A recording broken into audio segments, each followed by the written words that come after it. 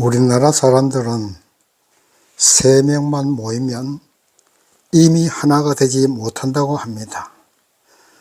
반드시 3명 중 1명은 처지거나 덜 친하게 된다는 말이지요. 그래서 어느 단체를 보든지 지역에 따라서 파벌이 생기거나 또는 출신 학교 등을 따져서 파벌이 생깁니다. 이러한 파벌이 긍정적인 면으로 잘 활용하면 좋은데, 그것이 아니라 어떤 단체나 아니면 국가까지도 파벌을 위한 단체가 되고 또 특정 지역을 위한 국가가 된다면 그 피해는 누가 보겠습니까? 바로 그 단체 회원들이 보고 그 국가의 국민들이 피해를 보는데도 이런 현상은 일어난다는 것입니다. 자기들이 피해를 볼 줄 알면서도 진정한 국가 발전과 진정한 단체 발전보다도 특정 지역이나 특정 파벌의 유익을 위하는 일이 많고 그 일을 위해서 투표하는 일이 생긴다 이 말입니다. 오늘 본문 고린도전서 11장은 예배의식에 있어서 여자분들이 머리에 수건을 써야 할 것이냐 아니면 쓰지 않아도 되느냐, 거기에 대한 문제와 성만찬을 어떻게 할 것인가에 대해서 바울이 가르치는 내용입니다. 오늘 본문 고린도전서 11장을 공부하시면서 우리는 한 몸이요 본래부터 하나라는 의식을 확실하게 마음속에 새겨서 인류의 모든 사람들이 믿음으로 하나 되고 결국 예수 그리스도와 하나 되고 하나님과 하나 되어서 온 세상에 하나님의 다스림을 받을 수 있는 그런 세상에 오기를 소망해 봅니다. 첫 번째, 한 몸이라는 의식에 대해서 생각해 보십시다. 본문 말씀 고린도전서 11장 3절 말씀 보시겠습니다. 그러나 나는 너희가 알기를 원하노니 각 남자의 머리는 그리스도요 여자의 머리는 남자요 그리스도의 머리는 하나님이시라. 아멘. 자, 바울이 왜 이런 말을 하느냐 하면 당시 헬라 사회에서는 여자분들이 야시막이라는 수건을 머리에 쓰고 살았습니다. 이렇게 수건을 쓰는 이유는 남자에 대한 순종과 여자분들 자신들이 순결하고 정숙하다는 것을 나타내는 하나의 문화였습니다. 오늘날도 무슬림들은 히잡이라고 부르는 수건을 쓰고 다니죠. 그거하고 비슷하다고 보면 됩니다. 그리고 그 당시 사회에서는 수건을 쓰고 다니지 않으면 몸을 파는 창기들이나 쓰지 않았기 때문에 강요하지 않아도 여자분들 스스로 쓰고 다녔습니다. 이러한 당시 시대적인 문화는 교회 안에도 그대로 들어와서 예배 시에 여자분들이 머리에 수건을 쓰고 예배를 드렸습니다. 그러나 어느 시대나 앞서가는 사람들이 있고 반발하는 사람들이 있죠. 일부 사람들이 이러한 교회 전통에 반기를 들고 불응하는 사람들이 있게 되자 바울은 머리에 수건을 쓰고 예배 드리라 하고 말합니다. 이와 같은 그 문화가 남존여비 사상이라고 생각하거나 남자가 여자를 무시한다고 생각하지 말고 세상은 순서라는 게 있습니다. 순서적으로 남자가 먼저라고 생각해야 됩니다. 하나님도 성부, 성자, 성령 삼위로 계시는데 그런 하나님이신데 거기에도 순서가 있지 않습니까? 성부, 성자, 성령 이렇게 사람도 순서가 있는 거예요. 사람도 아담이 먼저 하나님이 창조하시지 않았습니까? 아담을 먼저 창조했습니다.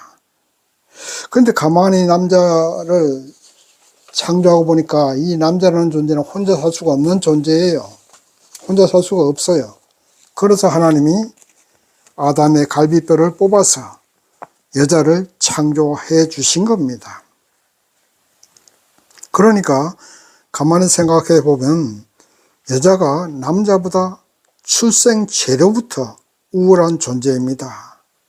그래서 그런지 여자는 남자 없이도 잘 삽니다. 남자 없으면 더 좋대요. 할아버지 돌아가시고 나면 할머니들이요, 더 좋다고 합니다. 밥 차려줄 일 없지, 빨래 해줄 일 없지, 얼마나 좋아요. 그런데요, 남자는 특히 늙어서는 여자 없이 살기 힘듭니다.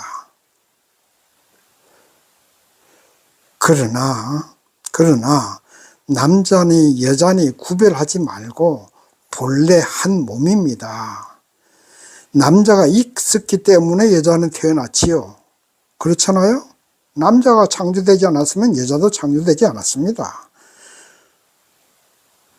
우리의 몸에는 머리가 있고 팔다리가 있습니다. 머리에서 명령하는 대로 온몸은 움직이게 되어 있어요. 그렇다고 몸이 없이 머리만 살 수 있습니까? 아니면 머리 없이 몸이 혼자 살 수 있습니까? 머리와 몸이 다 같이 한 몸이 될 때에 그 몸이 온전한 몸이 되는 겁니다. 온전한 사람이 될 수 있는 거예요. 그것처럼 남자와 여자가 서로 네가 잘났나 내가 잘났나, 내가 왜 남자한테 순종해야 되느냐, 이런 말 하지 마시고 싸우지 마시고, 그래, 내 팔과 다리가 머리가 시키는 대로 하듯이 남자니까 그래, 내가 너한테 순종해 주마, 네 말 따라 주마, 그것이 하나님의 뜻이고 그렇게 하는 것이 하나님을 믿는 일이니까 그래, 남자를 인정하고 순종해 주자, 이렇게 생각하셔야 돼요. 순서적으로 그런 겁니다. 순서적으로. 남자가 잘나서 복종하라는 것이 아니고, 원래 남자와 여자가 한 몸인데 남자가 머리고 여자는 몸입니다. 그렇게 생각하셔요. 그래서 서로가, 남자는 또 여자 없이 못 사니까 당신이 있으므로 내가 있고, 여자는 또 당신이 태어났으므로 내가 태어났으니 존경하고 따르겠습니다, 이렇게 생각하세요. 그런 의미에서 머리에 수건을 쓰고 예배를 드리라고 바울은 말하고 있는 겁니다. 성도는 예수와 한 몸이 돼야지만 영생을 얻고, 예수와 하나가 되어야만 천국 들어갈 수 있습니다. 그래서 남자와 여자가 한 몸이고, 이 땅의 모든 인간들이 예수를 믿고 예수님과 하나 되면 결국 성부 하나님과 하나가 되는 것이고, 영원한 천국에서 영생 복락을 누리게 될 수 있는 것입니다. 그러므로 우리 성도님들은 어디서 누구를 만나든지 그와 나는 한 몸이라고 생각해야 돼요. 한 몸이 사랑으로 잘 움직일 때 건강한 것처럼 모든 사람과 사랑으로 하나 되기를 힘써야 됩니다.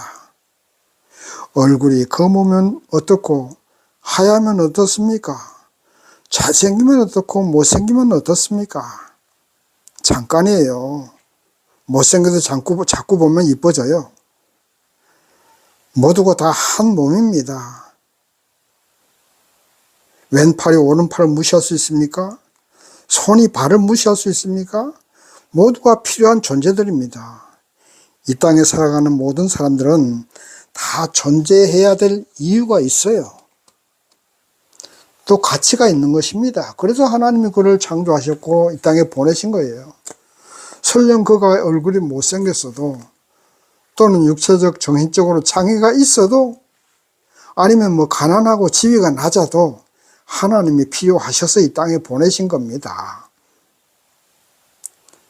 그러므로 사람을 외모로 차별하거나 무시해서는 안 됩니다. 주님 안에서 하나요, 한 몸이라는 사실을 믿고 사랑해 주는 것이 결국 나를 위한 길이고 그 사람을 위한 길이고 또 하나님을 위한 길입니다. 사람은요, 사랑을 베풀 때 자신의 마음이 먼저 행복해지는 거예요. 꽃을 선물할 때 꽃을 사면서 자기가 먼저 행복해지잖아요. 똑같은 겁니다. 그러나 반대로 상대를 미워하면 자신의 마음이 먼저 상처받습니다. 그래서 사람은 자기 자신을 위해서라도 우리 모두가 다 하나라는 생각으로 사랑해 주셔야 됩니다. 미워도 다시 한번 사랑해 주시고 원망스러워도 그런 마음 버리고 사랑해 주십시오. 그리고 어디를 가든지 권위를 무시하지 마세요. 권위를 인정해 주고 순서도 인정해 주세요. 그렇게 권위와 순서와 질서를 유지할 때에 세상도 원만하게 돌아가는 것이고 교회 안에서도 권위와 순서와 질서를 지켜서 예배를 드릴 때에 하나님이 영광 받으시고 그런 삶을 살아갈 때 이 땅에서의 사회생활도 원만하게 유지가 될 수 있는 것입니다. 두 번째, 고린도 교회의 성만찬에 대해서 보겠습니다. 본문 말씀 20절에서 21절 보겠습니다. 그런즉 너희가 모여서 주의 만찬을 먹을 수 없으니 어떤 이는 먹을 때에 각각 자기의 만찬을 먼저 갖다 먹으므로 어떤 이는 시장하고 어떤 이는 취함이라. 아멘. 당시 고린도라는 도시에는 에라노스라고 부르는 회식이 많았습니다. 사람들이 모이면요, 에라노스라고 부르면서 오늘날로 말하면 파티죠, 파티. 회식을 많이 했어요. 그래서 모이면 함께 음식을 먹고 즐기고 했었는데 이러한 문화의 영향을 받은 것인지도 모르지만 교회에서도 아가페라고 부르는 모임을 가지면서 식사를 즐기곤 했습니다. 그런데 문제는 이런 만찬이 다 같이 둘러앉아서 함께 음식을 먹으면 얼마나 좋겠습니까? 그런데 그렇지 않고 각자 자기가 싸온 음식을 자기들이 먹는 성만찬이 되고 있었습니다. 고린도 교회가 그랬어요. 그래서 돈 많고 부유하게 사는 사람은 고기 반찬 싸와서 먹고 가난한 사람들은 밥을 싸우지도 못하고 줄임배를 안고 그냥 교회에서 나가야 됐습니다. 그래서 결국 교회 교인들끼리 하나가 되지 못하고 패거리가 생기고 파벌이 생겼습니다. 모두가 하나님의 자녀여 하늘나라 백성이요 주님 안에서 한 형제 자매가 되었는데 누구는 배불리 먹고 누구는 배고프게 돌아간다면 가난한 사람들의 마음이 어떻겠습니까? 눈에 눈물 나오지 않겠어요? 우선 당장은 부자들을 욕할 거고 그 다음은 교회 목사님들을 욕할 거고 또 더 나아가서는 하나님까지 원망할 것 아니겠습니까? 하나님 왜 누구는 배고프고 누구는 배부르게 저렇게 돌아갑니까? 원망할 거예요. 그래서 바울은 고린도 교회의 성만찬은 성만찬이 아니고 육신적인 배나 채우는 식사이다. 자기가 잘 사는 것 자랑하는 것에 불과하다 하고 꾸짖고 있는 겁니다. 본문 말씀 22절 보겠습니다. 너희가 먹고 마실 집이 없느냐? 너희가 하나님의 교회를 업신여기고 빈궁한 자들을 부끄럽게 하느냐? 하고 바울은 책망합니다. 다 같이 음식을 나눠 먹지 않으려면 그냥 집에서 먹고 와라. 그리고 교회에서는 아예 식사를 하지 말라는 것입니다. 한마디로 너 돈 좀 많다고 그렇게 자랑하고 돈 많다는 티를 교회에서 내야 되겠느냐? 그러지 말고 절제하라고 하는 것입니다.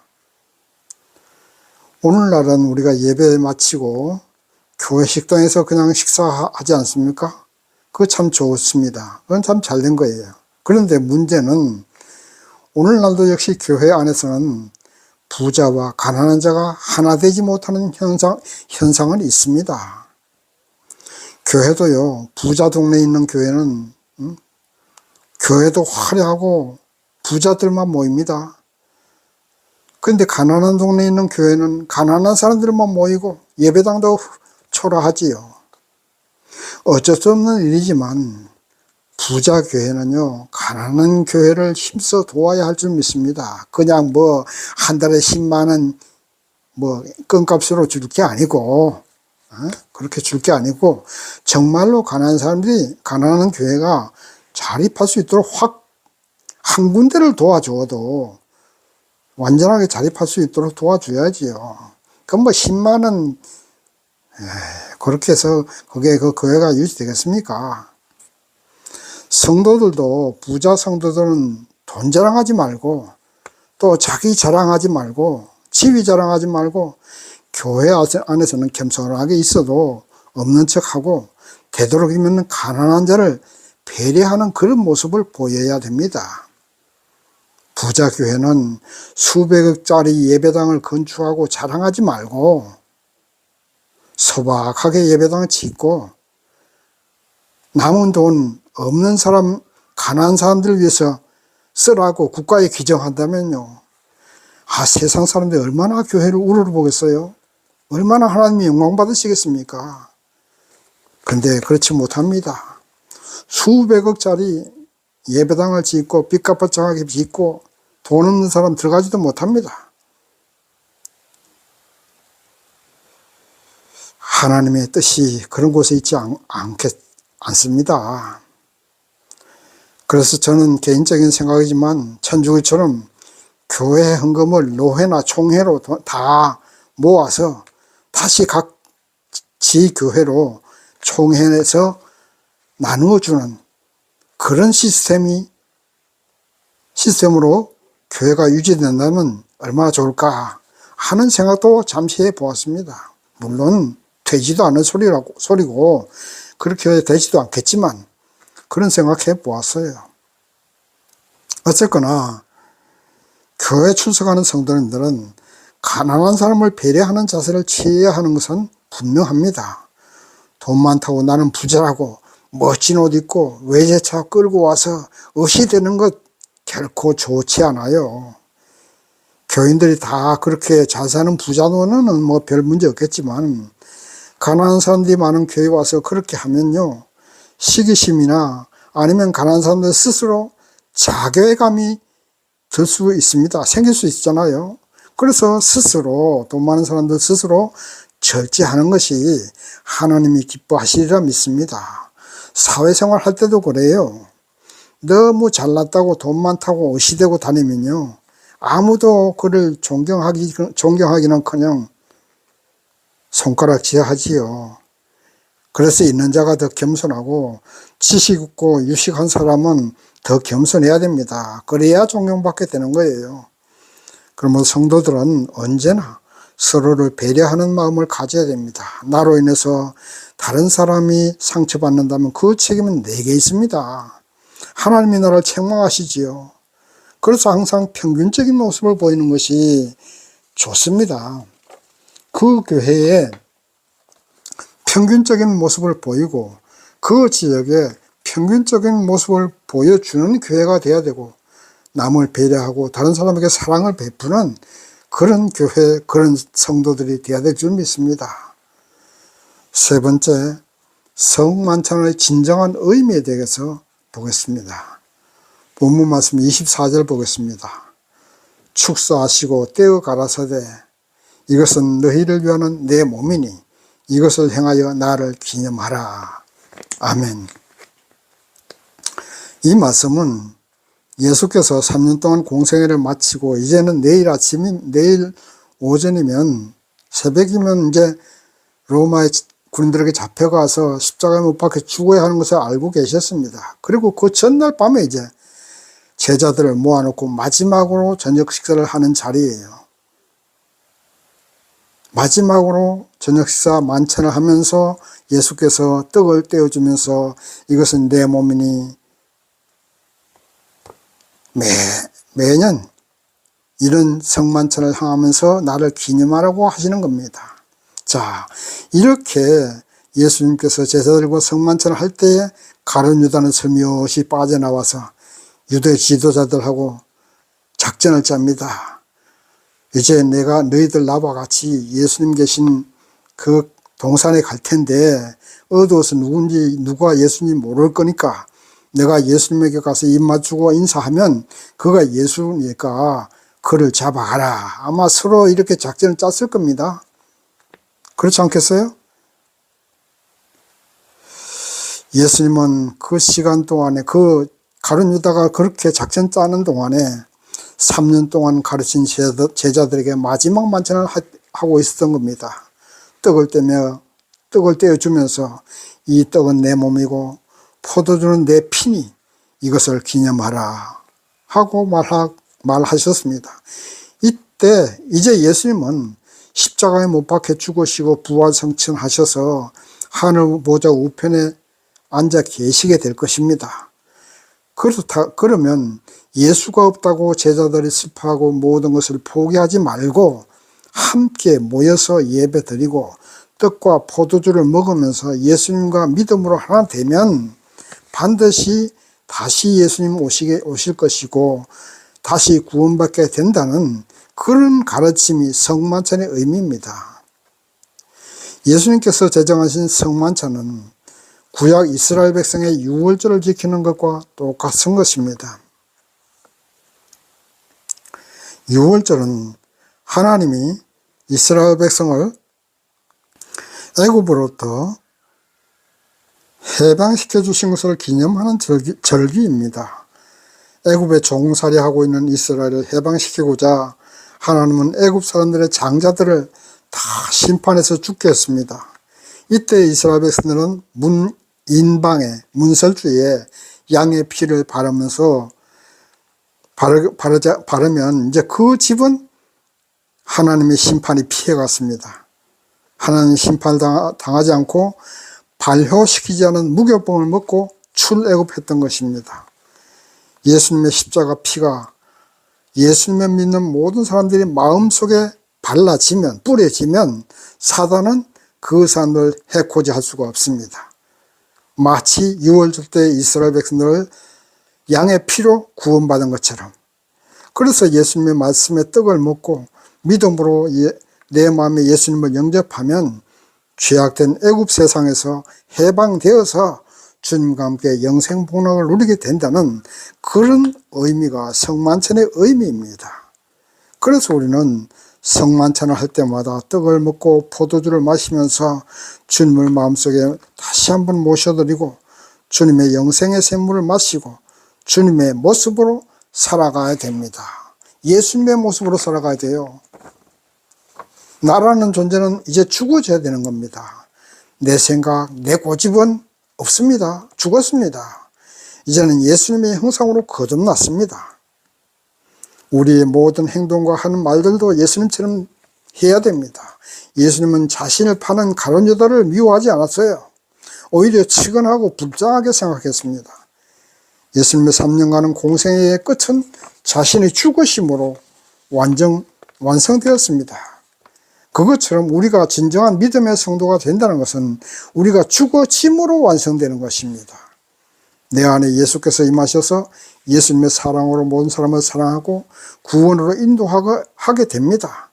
예수님의 능력으로 사단을 쫓아내고 귀신을 쫓아내게 됩니다.